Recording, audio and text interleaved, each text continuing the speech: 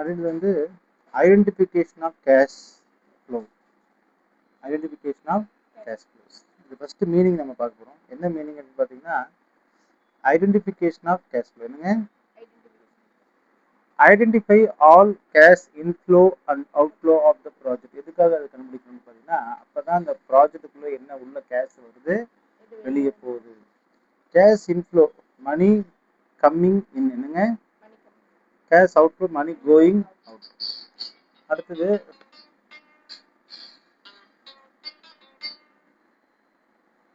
only consider relevant cash flow future increment.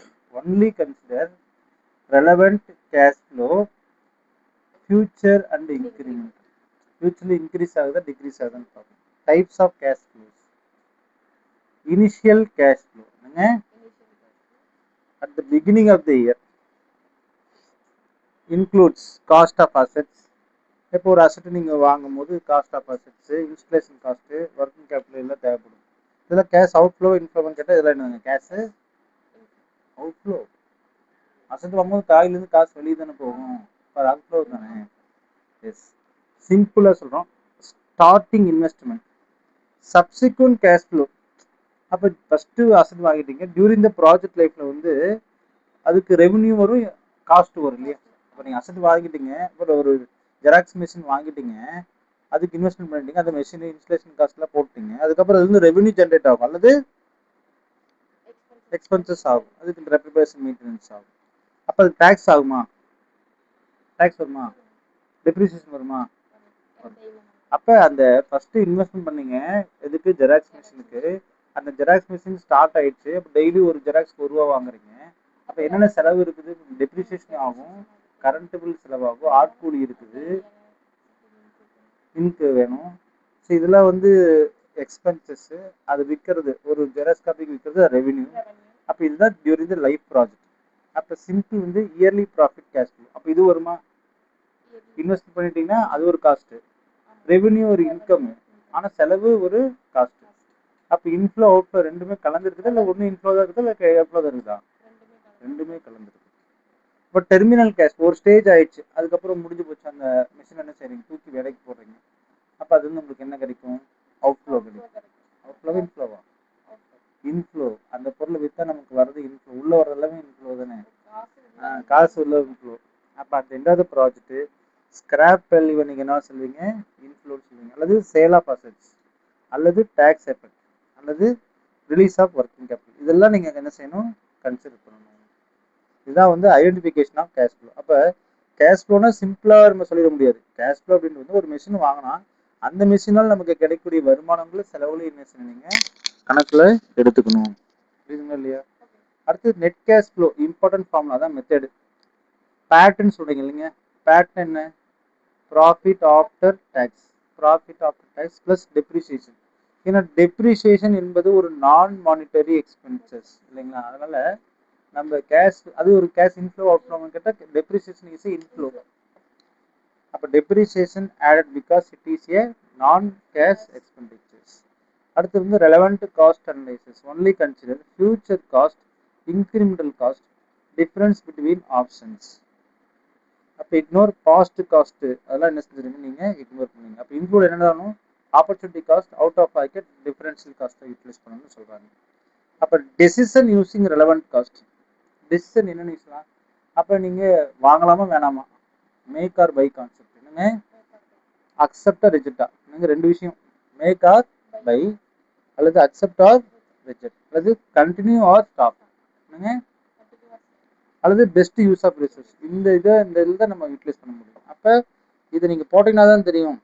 அப்போ very சிம்பிளாக ஒன்று சொல்கிற மாதிரிங்க, old machine versus new machine. இப்போ book value of old machine நீங்கள் கன்சிடர் பண்ணணும்.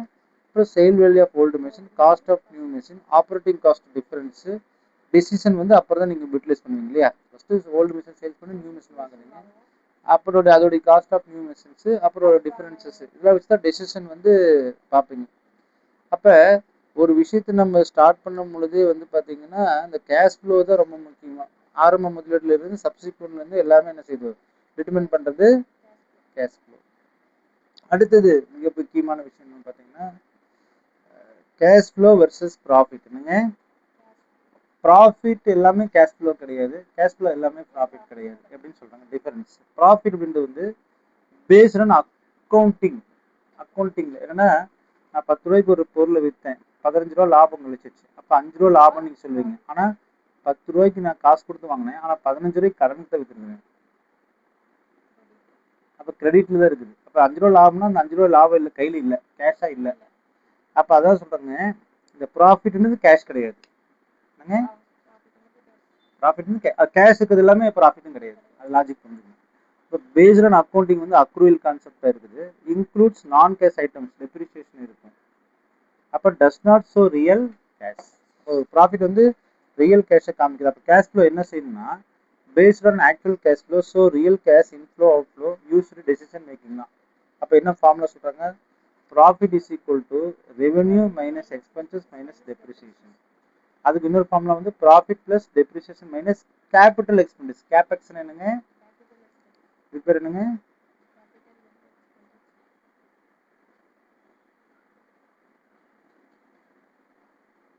important point. Profit not equal to cash flow. Cash flow is more important for decisions. அப்போ கணக்கு லாபம் உண்மையான படம் ஓட்டம். அப்போ டெசிஷன் வந்து எதில் போகணும், கேஷ் ஃப்ளோ அடிப்படையில் தான் நீங்கள் போக முடியும். அப்போ ஈக்குவேஷன்ஸ் வந்து பார்க்குறோம். Non discounted method, payback period method, ARR method. என்னங்க, non discounted method ignore time value of money. Non டிஸ்கவுண்ட்னா 10 வருஷம் கழிச்சு எனக்கு 10,000 கிடைக்குன்னா அது இன்னைக்கு வேல்யூன்னா டைமுக்கு ஒரு வேல்யூ இருக்குது, அது இல்லாததுக்கு தான் வந்து எனக்கு நான். அப்போ அது வந்து பேபேக் பீரியட் மெத்தட்னு சொல்லுவாங்க. அப்புறம் ARR method, average rate of return. Discount மெத்தட்னா டைம் வேல்யூ வந்துடும். டிஸ்கவுண்ட்னாவே என்ன வந்துருங்க, அப்போ consider time value, NPV, IRR, net present value. NPV என்னங்க, இது படிச்சிருப்பீங்கன்னு நினைக்கிறேன் இல்லையா, படிக்கல. நெட் ப்ரெசன்ட் வேல்யூ மெத்தட் சொல்லுங்க. இது வந்து internal rate of internal rate of. அடுத்து profitability index method, discountability payback method. இது ரொம்ப ரொம்ப இம்பார்ட்டன்ட். இதுதான் உங்களுக்கு எக்ஸாமுக்கு கேட்டோம், சிஏ ஃபைனல் வரைக்கும், சிஏ வரைக்கும் வரும். அப்போ நான் டிசிஎஃப், நான் discounting cash flow, discounting cash flow, இந்த ரெண்டு மெத்தட் பார்ப்போம். அப்புறம் பேபேக் பீரியட்னா என்ன, time taken to recover investment. நான் 10 லட்ச ரூபா இன்வெஸ்ட்மெண்ட் பண்ணிட்டேன், இந்த 10 லட்ச ரூபா எத்தனை வருஷத்துல எனக்கு என்ன ஆகுது, திரும்பி எனக்கு கிடைக்குது, ரிட்டர்ன் கிடைக்க போகுது அப்படின்றது என்னங்க, பேபேக் மெத்தட். அடுத்து வந்து uniform cash flow. Uniform cash ஃப்ளோனா கேஷ் ஃப்ளோ வந்து வருஷம் வருஷம் 10,000 வந்துட்டு இருந்தால் அது யூனிஃபார்ம் கேஷ் ஃப்ளோ.